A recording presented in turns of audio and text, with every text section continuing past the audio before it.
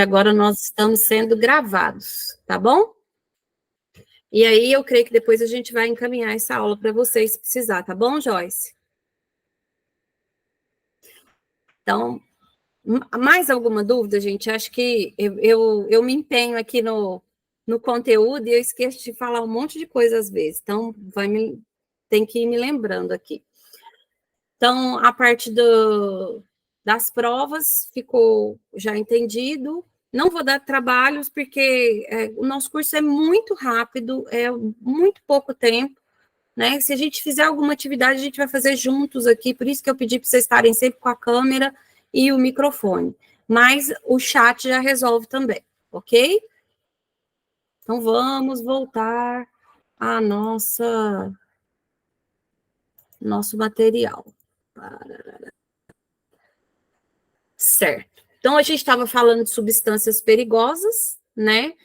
Então, substância perigosa, toda aquela que pode causar prejuízo a pessoas ou ao ambiente. Quando eu falo de ambiente, a gente tem que pensar não só no ambiente de trabalho, como todo o meio ambiente, solo, ar e água, ok? Grava isso na cabecinha de vocês, solo, ar e água. Então, essas substâncias, quando a gente fala que elas devem ser classificadas e rotuladas preventivamente, elas vão seguir uma norma regulamentadora, basicamente a NR26, tá? Complementada por algumas outras NRs. Uma delas, por exemplo, é a 20, a própria 23, que vai falar que a gente tem que ter cuidados, né? Que é a de combate a incêndio. A 20, 26, a 25, que vai falar de resíduos industriais, onde a gente vai ter uma noção também de substâncias perigosas, tá? Então, todas essas NRs, né, se complementam aí a 26, que é a parte de rotulagem das substâncias, certo?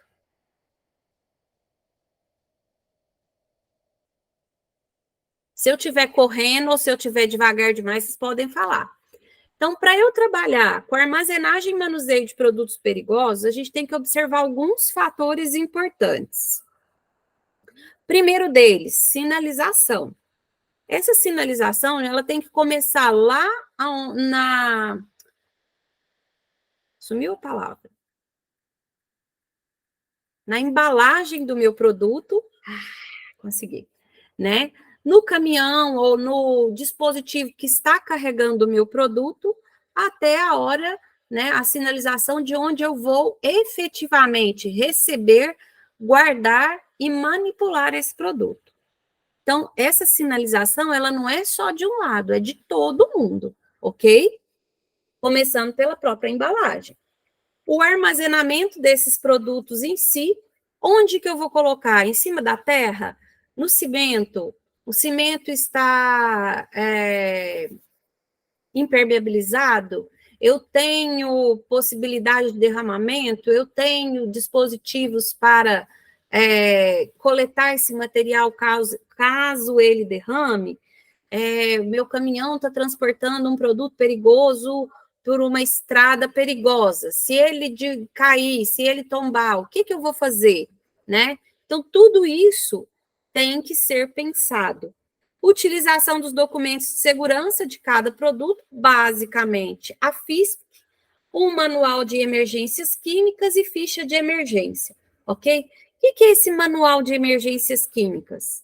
Toda empresa, todo local que trabalha com produtos perigosos, ela tem que ter um programa que eles chamam de manual de emergências químicas, com a previsão de caso aconteça um acidente, um incidente, um derramamento, um vazamento, qualquer coisa não prevista, eu saber e ter como atender a essa situação sem causar grandes danos.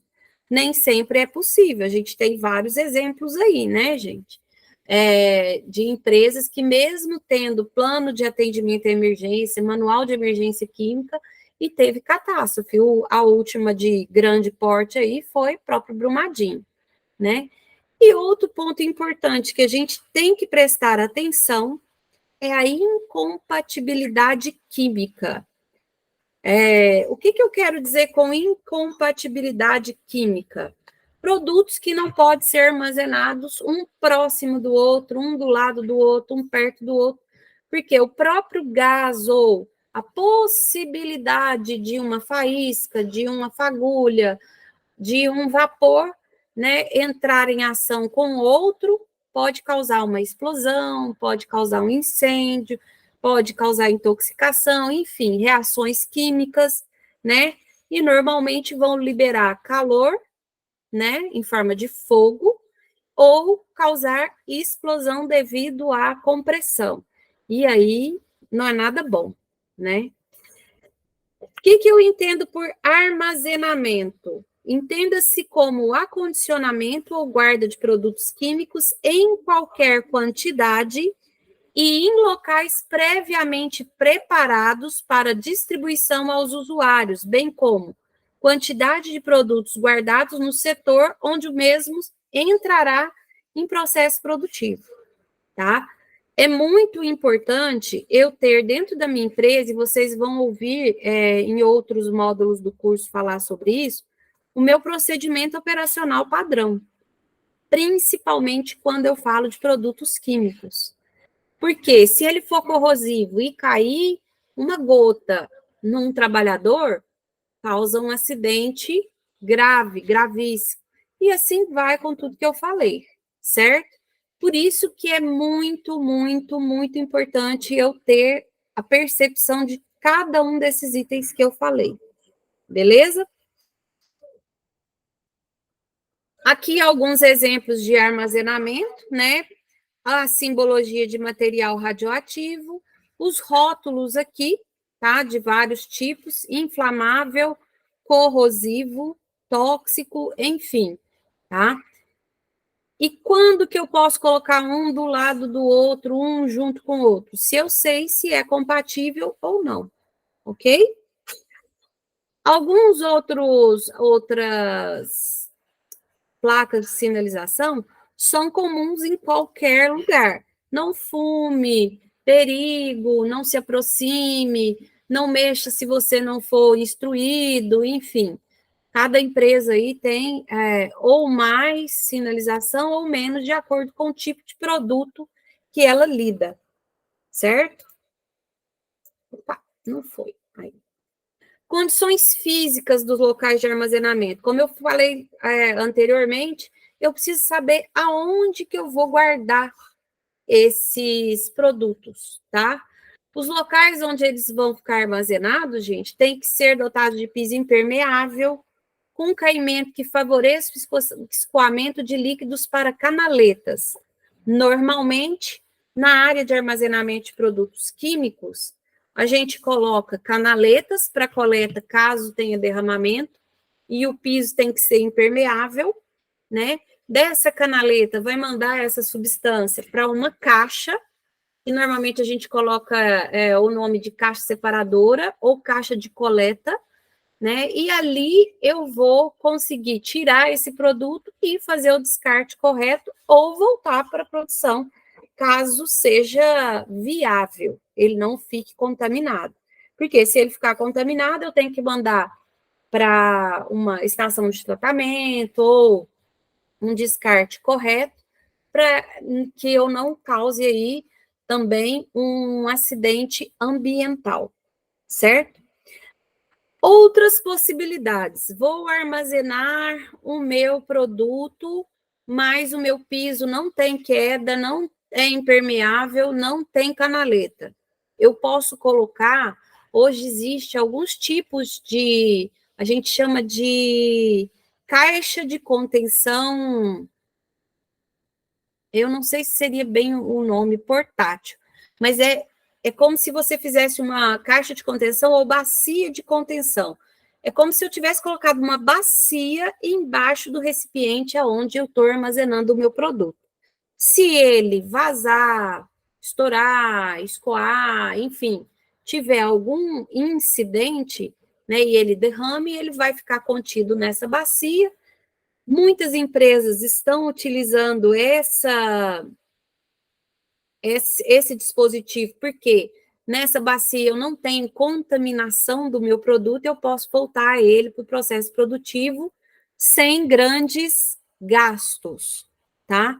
Porque numa canaleta, numa caixa, eu posso ter contaminação, né? Até de sujeira, poeira, porque eu não vou ficar limpando canaleta todos os dias, né? E aí esse produto fica contaminado, eu não posso pôr ele no processo produtivo. Giovana, Oi. eu vou fazer uma pergunta, talvez não esteja relacionada a essa parte do bombeiro civil, mas eu creio que um pouco sim. Em relação a esse recipiente que você está falando, eu tenho um problema com isso em relação à defensiva agrícola, no campo. A gente vai fazer aplicação no campo com pulverizadores, né? E a gente leva os recipientes, e esse recipiente, na maioria das vezes, fica no chão. Não tem um lugar apropriado para ficar. Se eu colocasse assim pallets, adiantaria alguma coisa, porque a usina, ela fiscaliza, né? A usina, ela fiscaliza, mas não tem um lugar adequado. São várias áreas diferentes, várias áreas rurais diferentes, e aí eles levam esses recipientes em cima dos caminhão-pipa, e chegando lá, eles descem alguns desses galões e vão utilizando, e vão, às vezes aquilo cai no chão, ou fica lá exposto, e pode chegar uma fiscalização e pegar aquilo lá. Se você colocar numa bacia de contenção, é como se fosse uma bacia mesmo, bacia que a gente usa em casa, só que ela é maior, normalmente 1,20 m por 1,20 m, 1,5 m por 1,5 m, né?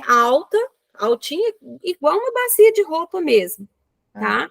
E já ajudaria, porque você estaria colocando uma área específica impermeável, porque normalmente ela é de material impermeável, é fibra ou é plástico, ela não é cara, né? E aí você estaria armazenando ali.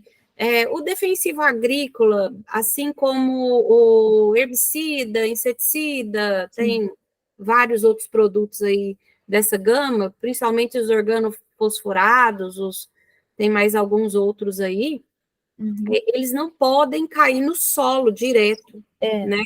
E esse recipiente, a hora que você esvazia ele, você tem que fazer a tríplice lavagem e mandar para uma coleta específica. Eu não posso jogar no lixo qualquer. Sim, nós né? fazemos. Então, você colocando ele nessa bacia de contenção, mesmo que ele esteja pela metade ou onde você vai manipular, se cair, vai cair nela, não vai cair no solo direto. E ela é transportável, é uma solução viável, sim. E Tá? acha ela de qualquer tamanho. Aqui eu vi, eu até fui atendendo a um colega que estava fazendo um projeto, e ele até que me passou, ele me mostrou foto, tamanho do pallet, 1,20 m, deve ser 1 por 1, 1,20 por 1,20, mais ou menos isso. Bacia de contenção? É. Ela é de fibra?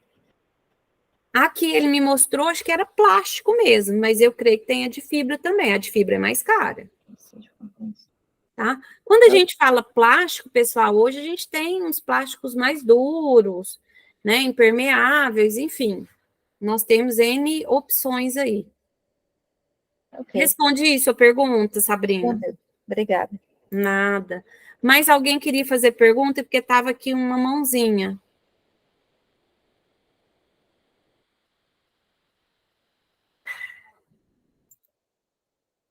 Deixa eu ver se tem alguém no chat. Podemos continuar, pessoal? Vamos lá.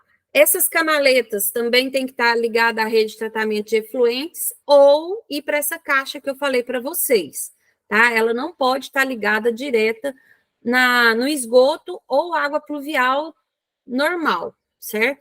Quando eu falo tratamento de efluentes, se eu estou falando de uma indústria, de uma empresa ou até de uma fazenda, como foi o exemplo que a Sabrina nos deu, eu estou falando de uma estação de tratamento, de esgoto ou dos próprios efluentes da empresa. Nem sempre a empresa tem essa condição, esse local, tá? Que vai fazer o tratamento desses efluentes. Por isso que muitas das vezes joga-se numa caixa de coleta, que a gente chama de caixa separadora, algumas de água e óleo, outras só uma caixa de contenção, e aí eu venho com uma bomba e uma empresa específica, não sou eu, né? Nem mesmo que eu tenha qualquer outra formação, segurança, bombeiro, enfim, brigadistas, é uma empresa específica, porque ela tem procedimento específico para estar tirando esse material, ok? É importante a gente falar desses pequenos detalhes aí, pessoal, porque são eles que vão fazer a diferença na hora de manipular um produto perigoso, principalmente se ele for suscetível de causar danos severos ao ambiente. Nas proximidades do local de armazenamento tem que ter um ponto de captação de água, chuveiro de emergência, lava-óleos e macas estrategicamente dispostas.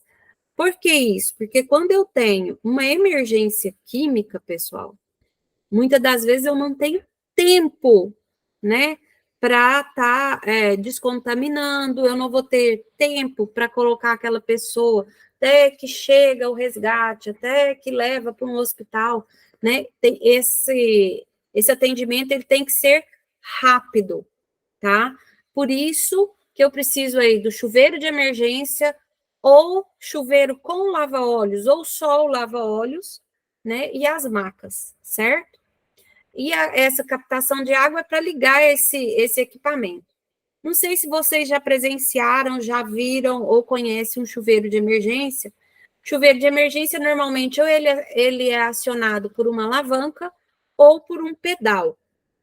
A hora que a gente aciona esse chuveiro, né, cai aí 120 litros de água, mais ou menos, de uma vez, para justamente fazer o processo de lavagem imediata, descontaminação, tá? Para que esse produto não fique agindo no corpo da pessoa, salvo quando esse produto reage com água, tá? E aí eu tenho que ter essa sinalização na área. O armazenamento desses produtos tem que ser feito a uma distância máxima de 30 metros dos hidrantes, tá? Possibilitando aplicar jatos em forma de neblina para baixar a concentração de gases ou vapores em caso de acidentes. Eu não posso jogar água direcionada, porque senão eu vou estar diluindo o produto e às vezes levando ele para o ambiente. Por isso que a gente joga em forma de neblina, tá? Para estar diluindo, mas tendo depois essa descontaminação. É importante a gente falar sobre isso, porque como a Sabrina falou, a usina fiscaliza, tá, o meu contratante, mas eu também tenho fiscalização do Ministério do Meio Ambiente, do Ministério do Trabalho, da Polícia Florestal, do próprio Corpo de Bombeiros, né? Então, a gente tem que seguir as normas, tem que seguir as regras para amanhã ou depois não ter aí uma multa.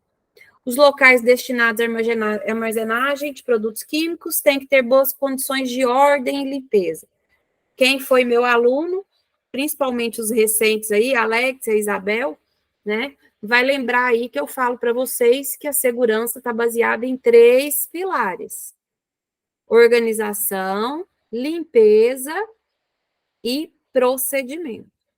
Basicamente, se eu seguir esses 3, o resto vem de brinde, como diz o outro. Se eu não seguir principalmente esses 3, a possibilidade de ter um acidente, um incidente é muito grande, certo? Eu tenho que ter ventilação nessas áreas de armazenamento de produtos químicos, tá, gente?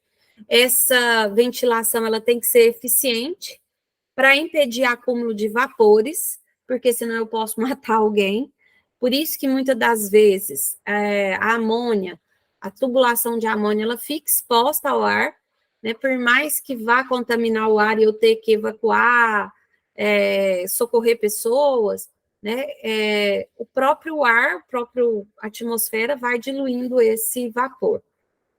As edificações que vão armazenar esses produtos, que podem gerar gás, têm que ser dotadas de aberturas superiores a fim de impedir a formação de bolsas de gases, Pode ser aquelas aberturas janelas, ou pode ser aqueles que a gente chama de exaustores tipo cogumelo, que a gente passa aí nos galpões e fica vendo aquele chapéuzinho rodando, tá? Também são eficientes para dissipar esses gases, esses vapores. Havendo pontos de emissão de partículas ou possibilidade de formação de névoas, os locais de armazenamento deverão ser dotados de sistema de ventilação local exaustora. É esse exemplo que eu estou dando para vocês dos cogumelos, né? Ou só janelas no alto. Por quê? Normalmente, quando o produto químico ele se evapora, o gás tende a esquentar. Tudo que é quente sobe, tudo que é mais frio desce, tá? Então, por isso que a gente coloca as janelas no alto, nos galpões, para esse gás que vai estar quente, né, se dissipar facilmente. Eles também, esses locais de armazenamento não podem estar expostos a intempéries, sol, chuva, raio. Desculpa, pessoal. Deixa eu só fechar um negócio aqui, porque aí eu fico tranquilo. Pronto. Sol, raio, chuva, porque senão pode causar também um acidente, um incidente ou até uma catástrofe. E é expressamente proibido fumar no local de armazenamento e manipulação de produtos químicos. Isso aqui não precisa nem de falar, né, gente? Só relembrar.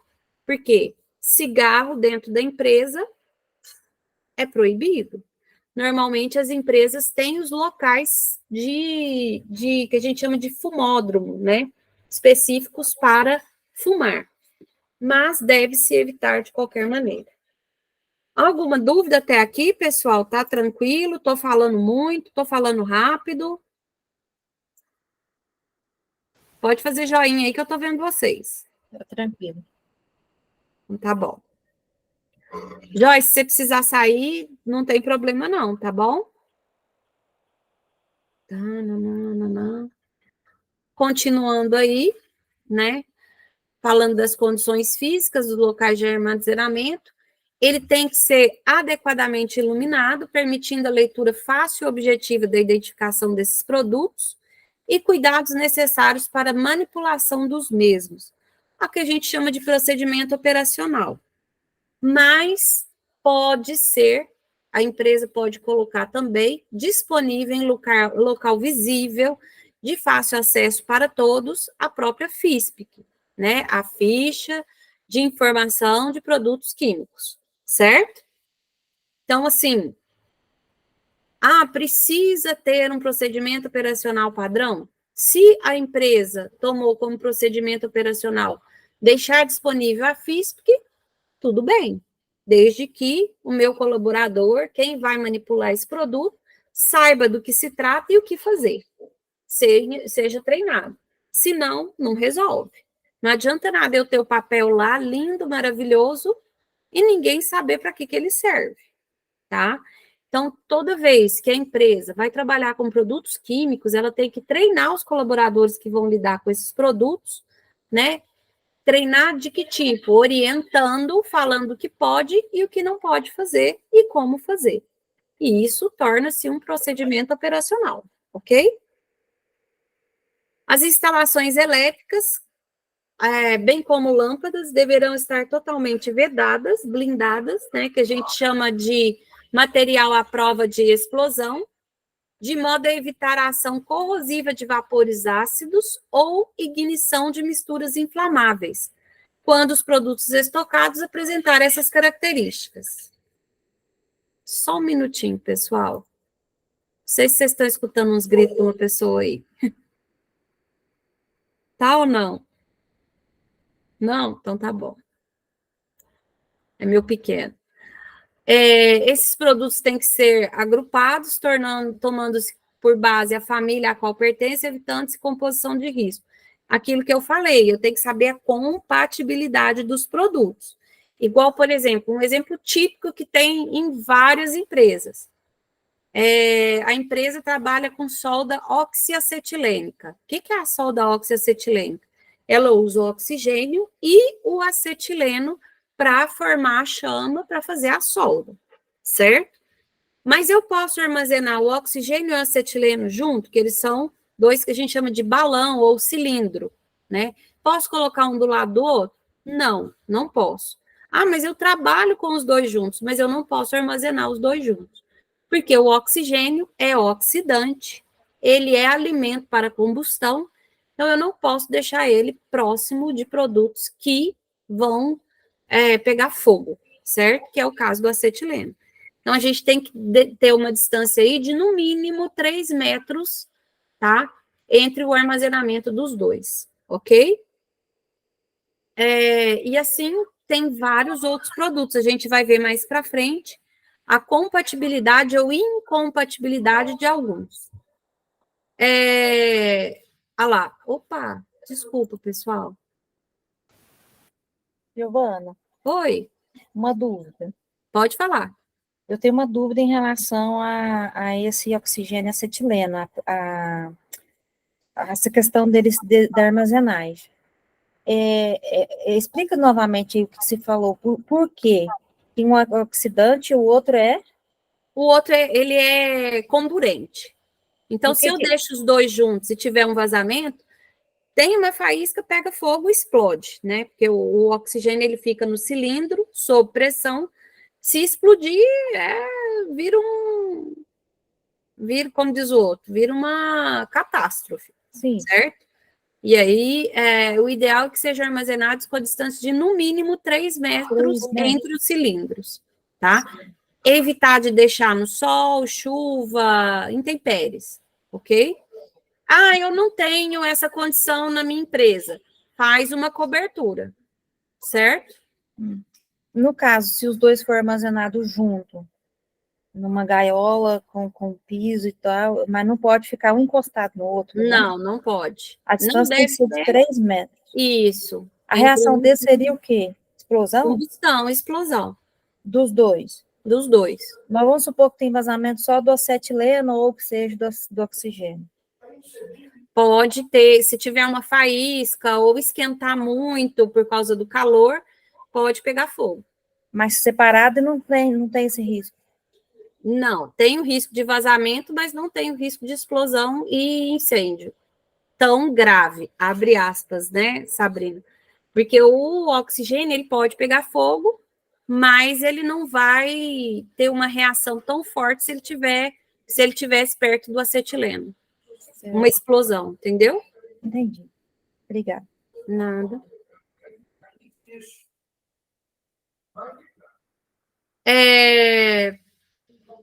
Os produtos incompatíveis deverão ser armazenados distante entre si o máximo possível, sendo que, quando não for viável, deverão existir barreiras físicas entre os mesmos, conforme determina a NBR 14.619. Eu estou até anotando algumas coisas aqui para eu estar reforçando depois com vocês. O que seriam essas barreiras físicas? Por exemplo, uma parede de alvenaria, uma parede metálica, né? Mas eu não posso ter uma divisória, tem que ser uma parede que eu não tenha, caso tenha vazamento, contato entre um produto e outro, certo? Já é uma solução, né, Sabrina? Vou colocar no galpão, aí eu faço uma parede, de um lado eu ponho um, do outro lado eu ponho outro, mas tem que ser uma parede que vai do chão até o teto. Não pode ter comunicação entre elas, né, caso tenha vazamento, ok? Não é permitida a ingestão de alimento de qualquer tipo nos locais destinados a armazenamento e manipulação de produtos químicos, principalmente produtos tóxicos, veneno, herbicida, inseticida, né? E outros tipos de produtos também, tá, gente? Né? Produtos voláteis, por exemplo, que vira vapor, né? Comida, a gente come na área de comida, ponto. Ah, quero beber água. Normalmente a gente coloca a água a uma distância de 3 metros do armazenamento também, ou até mais, 5 metros é o ideal, para não ter possível contaminação caso tenha um vazamento, certo? Principalmente se for vapores ou gases, tá? que não deixa de ser um tipo de vapor também, certo? Ah, eu vou colocar um bebedor perto da onde tem armazenamento de produtos químicos, 5 metros de preferência, de distância, de 3 a 5 metros, certo? De preferência, colocar até uma barreira, põe uma divisória onde tem o bebedor, para ajudar a não ter essa contaminação, tá? Os produtos químicos, quando dispostos lado a lado, deverão estabelecer posições que se neutralizem entre si em caso de acidentes. Tipo, vou armazenar junto ácido e base. Beleza, porque um, quando entra em contato com o outro, neutraliza a ação um do outro, tá? Diferente do oxigênio com acetileno, que a gente já viu. Deverão ser respeitadas condições de empilhamento desses vasilhames estabelecidas pelo fornecedor. No próprio pallet vem falando, né, quantas caixas pode estar uma em cima da outra, quantas bombonas, né, se o container, aqueles containers que tem metal em volta, quantos eu posso colocar um em cima do outro, se pode, se não pode, enfim, né, é importante.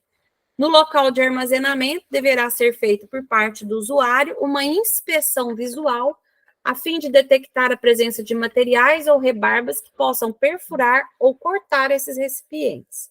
Também é importante a gente fazer essa inspeção. Normalmente, na empresa, quando a gente recebe o produto químico, vou receber um produto químico na empresa X.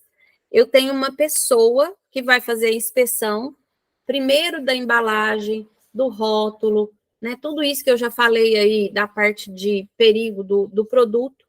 E, normalmente, a gente faz uma amostragem desse produto. Muitas das vezes, coloca-se esse produto em quarentena até sair o resultado dessa amostragem para ver se ele vai para a produção ou não. Porque se ele não estiver dentro dos padrões que a empresa exige, eu vou mandar de volta, tá? Então, muitas das empresas, a hora que recebe o produto químico, coloca ele numa área que a gente chama de quarentena, que é o prazo aí de 1, 2, às vezes uma semana, 2 dias, 3 dias, 5 dias, né? Para analisar se esse produto está dentro do padrão pedido ou não, seja ele de risco ou não, e aí depois que vai proceder para o efetivo armazenamento e produção ou devolução para o fabricante, caso esteja incompatível. Não é permitido o armazenamento de produtos químicos que tenham seus recipientes alterados, tais como rachaduras, trincas, perfurações, bem como, pessoal, também não é permitido, tá? Eu fracionar produto químico em recipientes não adequados. Ai, Giovana, eu posso fracionar o produto? Eu posso fracionar o produto. Não tem problema fracionar.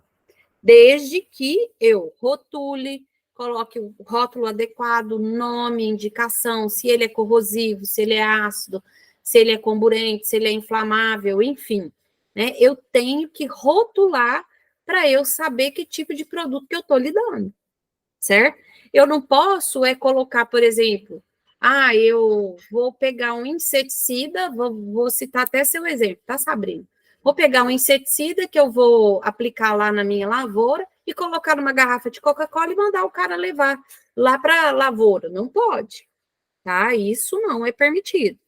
Mas eu tenho recipiente adequado, um galão adequado, tá rotulado, com o rótulo do produto, indicação, tudo bonitinho, beleza, sem problema nenhum. De preferência, fazer esse porcionamento que a gente fala, né? Eu usei outra palavra, agora eu esqueci qual palavra que eu usei. Porcionar. Vocês entenderam. Fazer esse porcionamento em cima de um piso impermeável para que ele não caia no solo. Enfim, tudo que eu já falei. Por que eu estou batendo tanto nessa tecla, gente? Porque hoje, essa parte de meio ambiente está sendo muito mais cobrada do que vocês imaginam. E hoje, quem está fazendo esse papel de controle desses produtos, de contaminação, somos nós, principalmente da segurança, ou quem é treinado para isso, certo? Pessoal, não sei se vocês viram aí, a Kátia divulgou aí no grupo o calendário do curso para vocês, tá? Só para conhecimento aí.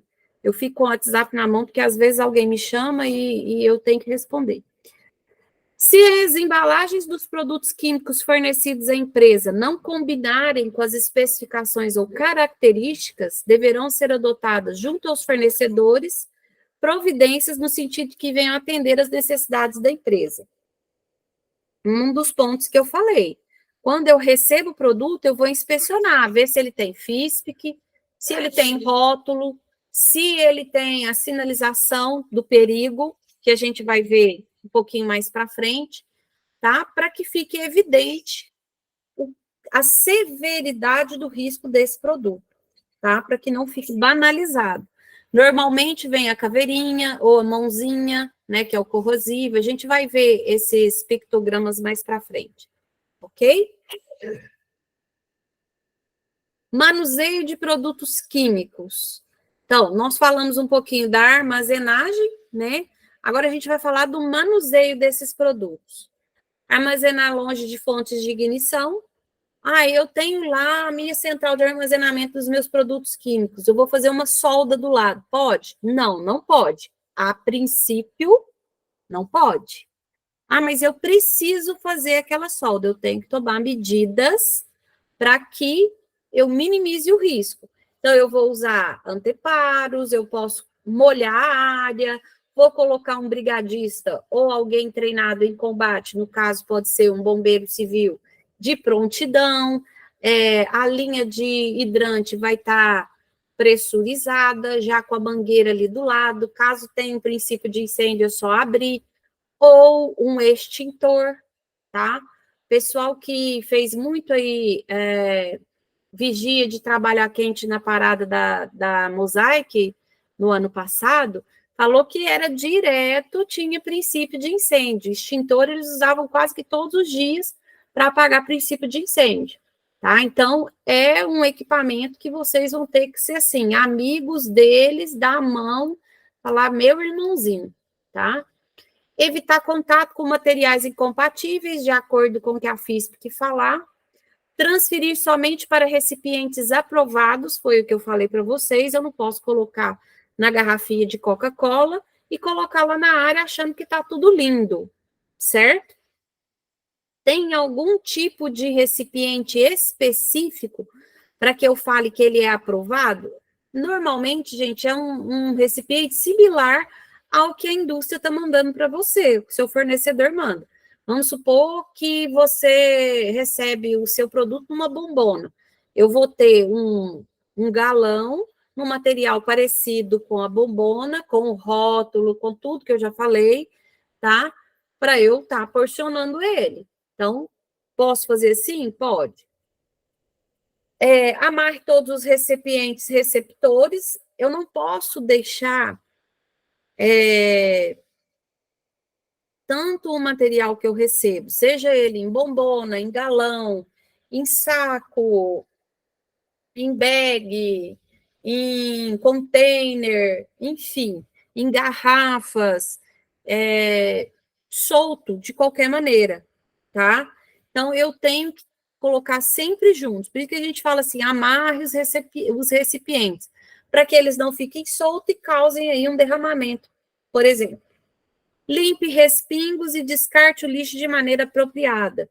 A gente falou dos inseticidas, herbicidas, né? Que tem uma lei estadual e federal que exige que esse recipiente passe pelo que a gente chama de tríplice lavagem, ou seja, lavado 3 vezes, né? Você tem que tampar e mandar para a coleta correta.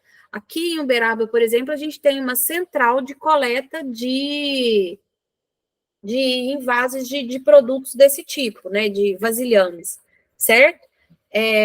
Lá eles fazem todo o restante do procedimento. Você manda ele para lá já lavado, e alguns são prensados, outros são furados, inutilizados, e manda direto para reciclagem, enfim. cada empresa vai dar o seu destino aí de acordo com o tipo de produto que ele tinha. Manter os produtos fechados quando não estiver em uso. Certifique-se de que todos os recipientes químicos estejam devidamente identificados por meio de rótulos, ou rótulo de novo. E sempre se lave depois de usar produtos químicos. Dependendo do produto químico, eu tenho que passar por uma ducha, né? Tipo chuveiro de emergência, para estar descontaminando. Outros a gente consegue, igual, por exemplo, o aplicador de inseticida e herbicida, tem a maneira correta de retirar a roupa que é específica para isso, tá? Lembrando que a luva vai ser o último item a ser tirado, justamente para eu não ter contato com a pele e contaminação, tá? E dependendo dos outros produtos, né, outras medidas. Fala, Sabrina. Giovana, outra dúvida. O pessoal vai achar que eu sou uma mulher chata, né? Sem problema nenhum. Toda hora eu tô perguntando. Mas é porque são coisas que me acontecem no dia a dia. Esse chuveiro, foi cobrado esse chuveiro no campo. Que a pessoa teria que tomar um banho após a aplicação lá no campo. O que eu faço com isso?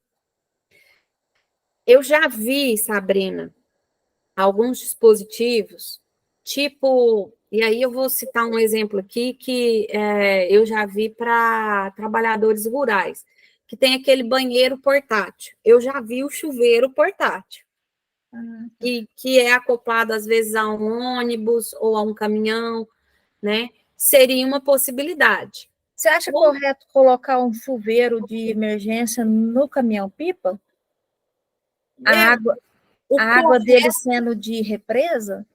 Correto não é, né? Não é o melhor. Mas, na hora de uma urgência, o que teria que ter embaixo dele? Uma bacia de contenção para coletar essa água para não ir para o solo. Tem mais isso. Né?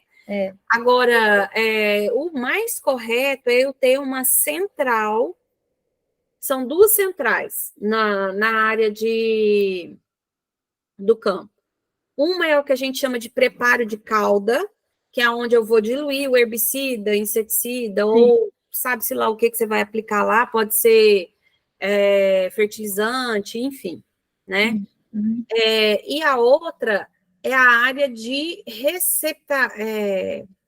recebimento desse material do aplicador, que seria como se fosse um vestiário já com a coleta da roupa, porque quem tem que lavar essa roupa é a empresa e não em casa, né? Então, você faz uma central. Então, a pessoa aplica e vai até essa central para poder tirar, fazer toda a sua higienização. Muitas das vezes, a pessoa vai andar quilômetros até chegar a essa central, né? Não é viável. É o mais correto. É correto, né? Mas não fica viável, né? E aí você está amparado pela lei, né? Poderia ter uma mangueira para descontaminar? O problema é o solo, né, Sabrina? Você teria que colocar uma bacia de contenção para jogar aquela água ali e, de repente, às vezes, isso pode contaminar o trabalhador. O ideal é ele ir para essa central, tá? Seria um vestiário, tá? Colocado em uma área estratégica. E aí, isso vai de projeto. Eu sei porque eu já fiz esse tipo de projeto, e aí a gente tem que fazer o vestiário do lado da lavanderia, onde vai ter um passa-roupa suja, roupa limpa, é bem similar a uma lavanderia de hospital. Contaminado, não contaminado. Mas então, no campo, são várias áreas diferenciadas. São longe uma da outra, distante uma da outra. Nesse negócio aí não daria certo, né?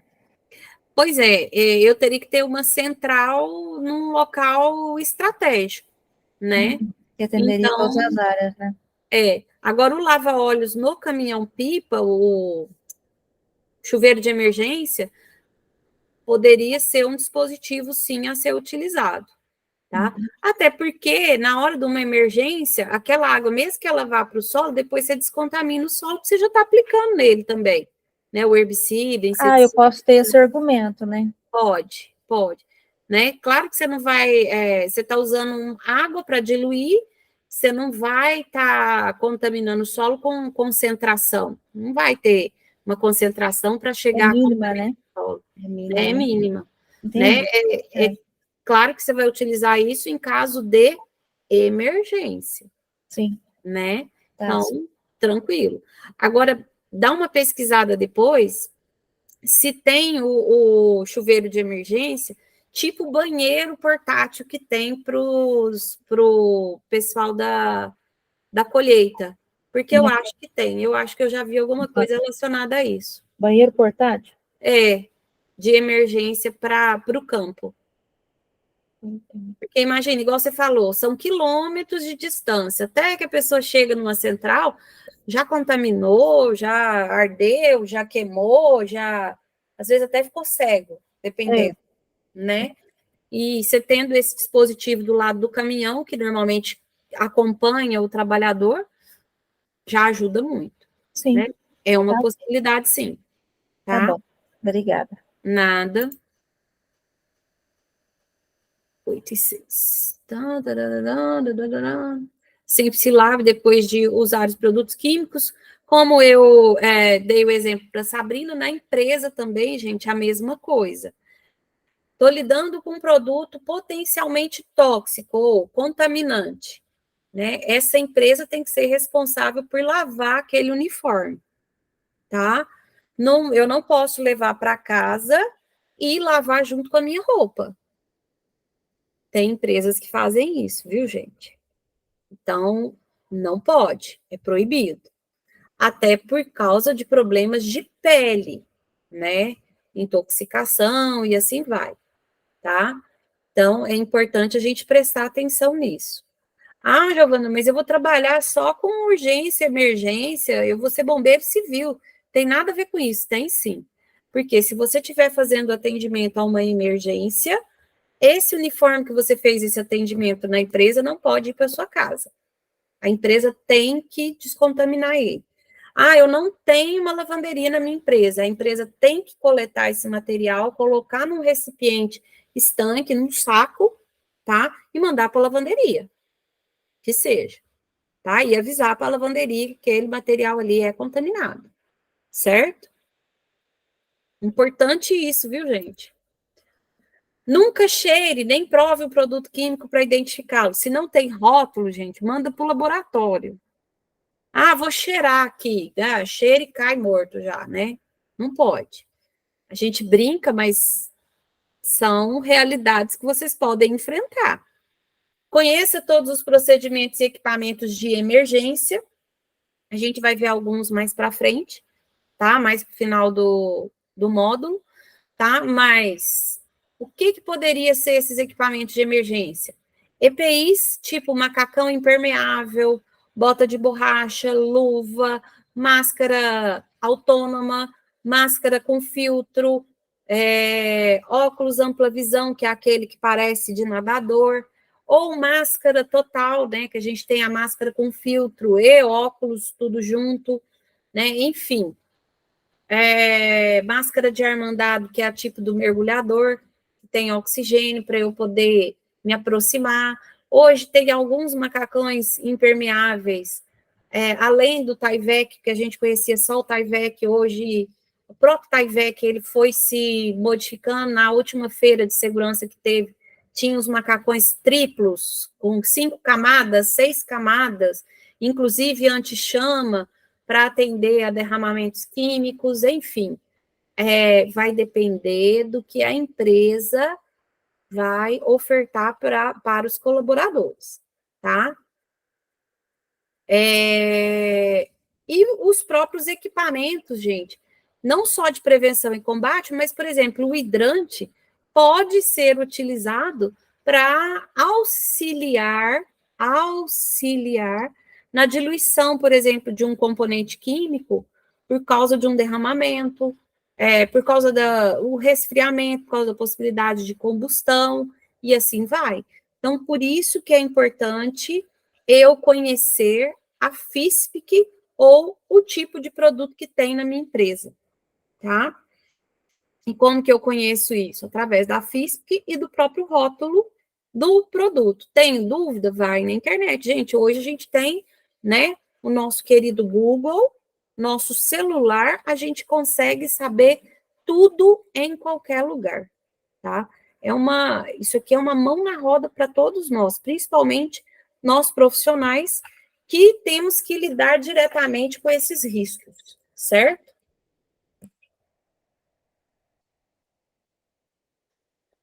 Guardar todos os produtos químicos perigosos de maneira apropriada, a gente já falou de vários, né? Sempre use produtos químicos para o fim a que se destinam. Eu não vou usar, por exemplo, um ácido para limpar uma peça, tá? Eu tenho que usar o desengraxante, não vou usar o ácido, enfim. Estou citando exemplos aleatórios, mas não não usar de forma inconsciente, principalmente. Ah, eu não sabia. Esse não sabia pode ser fatal, certo?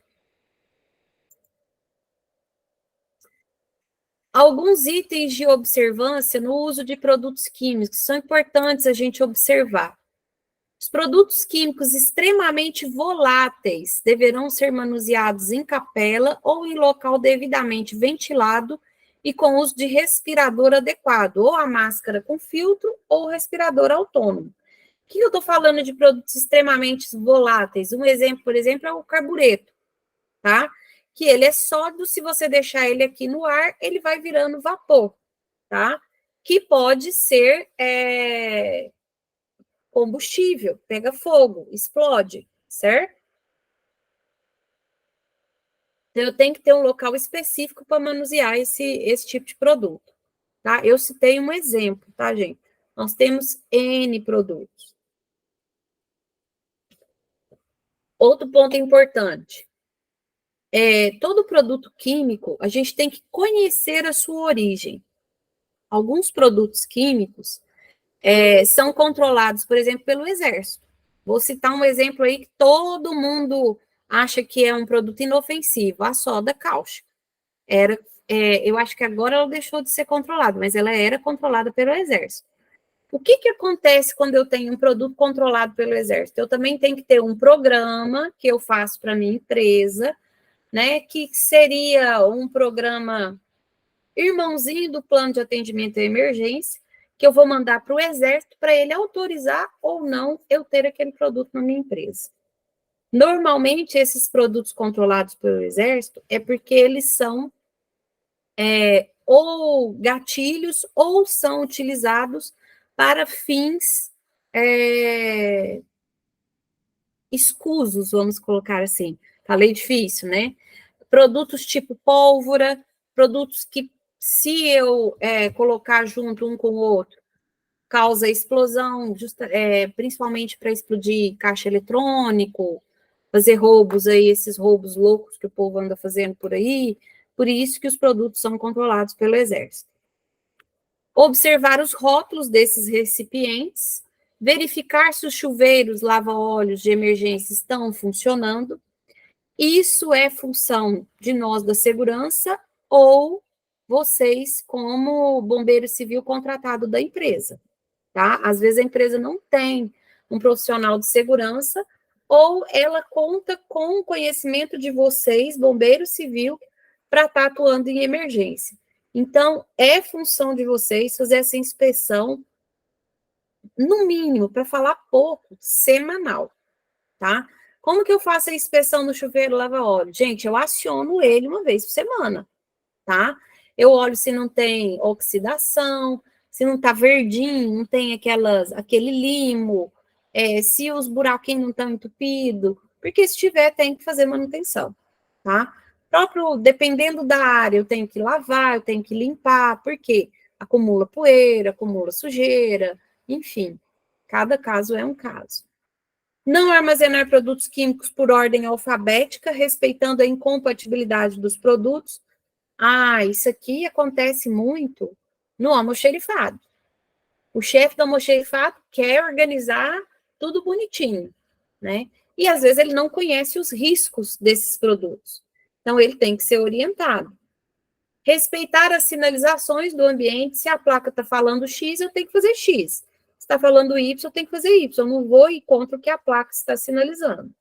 Utilizar os EPIs específicos, conforme a FISP. Toda FISP, lá no seu item 8, vai falar dos itens de segurança para manuseio do produto. A gente vai ver isso mais detalhadamente. E respeitar todas as informações contidas na FISP. Na falta desta, procurar orientação com o técnico de segurança da área ou superior imediato. Não tem a FISP do produto. Gente, olha o nome do produto, né? Saiba o nome do produto, seja ele o nome químico, né? Ou nome comercial, entra na internet que você consegue a FISP. Por quê?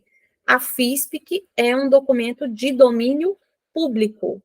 A qualquer hora, qualquer momento, eu posso pesquisar, eu posso acessar uma FISP, certo? Não tem que ser necessariamente um fornecedor ou alguém que lida com aquele produto, beleza? Mas quem lida, quem trabalha numa área, é importante ter acesso a essas informações para não acontecer nenhum acidente ou incidente. Até aqui, pessoal, tá tranquilo?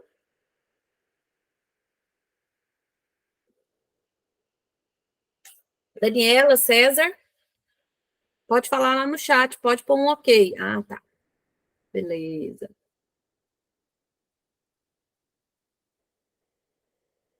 Beleza, meninos. Vamos continuar, então. Ixi, eu falo muito. Só que depois do intervalo, nós vamos ter... Fez um... Tá. Depois do intervalo, eu vou estar mostrando uns videozinhos para vocês, para a gente estar colocando essa aula um pouco mais dinâmica, senão fica muito cansativo também, né, pessoal? Vamos lá. As pessoas que manusearem produtos químicos deverão ser treinadas, conhecerem os riscos através da FISP e usar os EPIs específicos para cada produto. No caso, o bombeiro civil ou brigadista, né, de área, ele tem que conhecer todos esses riscos, né, e de preferência, o seu uniforme já ser, né, específico para o risco mais comum, vamos dizer assim. Vou citar um exemplo típico, gente, o uniforme da Mosaic, né? Quem trabalha na área do produto químico, o uniforme já é específico para aquela área, tá? Vem escrito nele, tem CA, tem tudo bonitinho, tá? E esses EPIs específicos para cada produto? Dependendo do produto, a gente coloca na área de armazenamento o que a gente chama de kit de mitigação. Essa palavra difícil que você está falando, Giovana. O que é isso, kit de mitigação? O que é mitigar? Diminuir. Então, quando a gente fala em kit de mitigação, é o kit que eu deixo na área, normalmente numa caixinha, pode ser um armário, enfim, de fácil acesso, tá? Para caso tenha algum acidente, algum contato, algum problema com aquele produto químico, eu já tenho ali equipamento de proteção individual e equipamentos, ferramentas para estar contendo esse produto naquela área específica ali e eu não sair fazendo mais porcaria empresa fora ou no próprio meio ambiente, tá? Alguns produtos, por exemplo, a gente utiliza dispositivos que sugam, né? Vamos supor, o óleo, a gente usa serragem, ou usa areia, vermiculita, enfim, cada tipo de produto eu vou utilizar um kit de mitigação. Não, o produto que eu utilizo, que é perigoso, ele é em pó. Então, eu vou usar uma pá e um balde específico para recolher caso tenha um vazamento. Então, tudo tem que ser estudado, certo? É de responsabilidade das áreas usuárias dos produtos químicos fazer a etiquetagem, rotulagem e sinalização desses produtos e de seus locais de estocagem, mantendo as FISPs ou MSDS. Gente, MSDS é FISC em inglês, tá? Nesses locais, além de garantir que os empregados sejam treinados e conheçam, né, as FISPs de cada produto, tá? A MSDS, tá?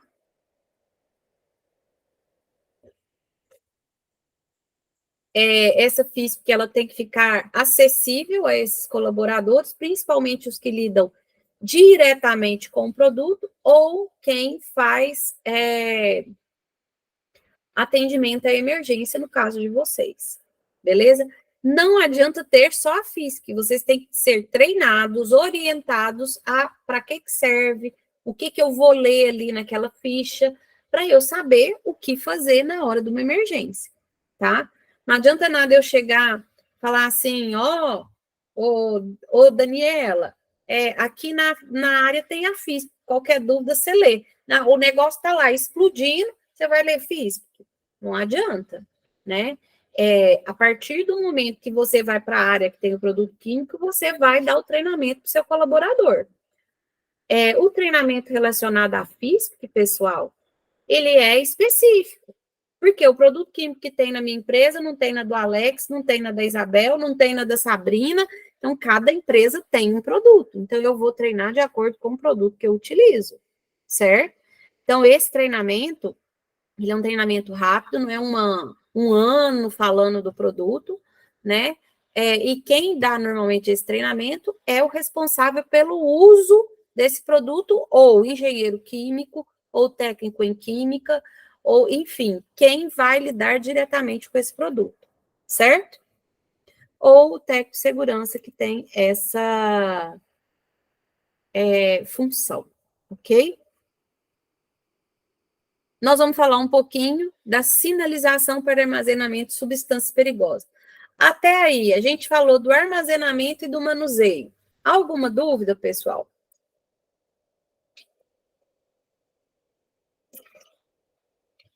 Deixa eu ver a carinha de vocês. Ah, beleza. Eu vou ficar perguntando sempre, tá, gente? Porque como a gente está online, às vezes eu acho que às vezes vocês sabem ou não sabem algum conceito, me pergunta, não deixa para depois, não.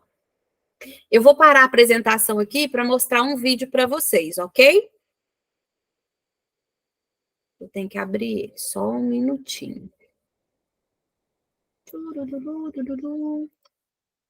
Oi. Oi, amor. Não, não tá aqui. Meu Deus.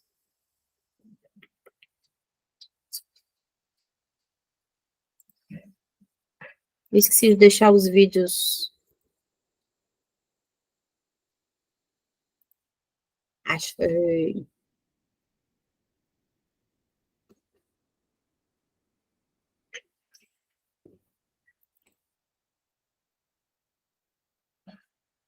Peraí que tá abrindo, tá, pessoal?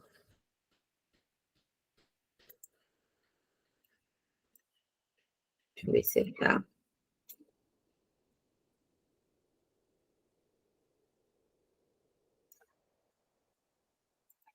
Aqui, compartilhar.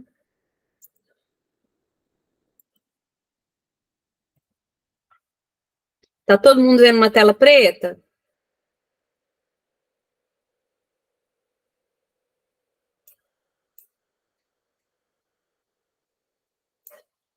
Tá, beleza.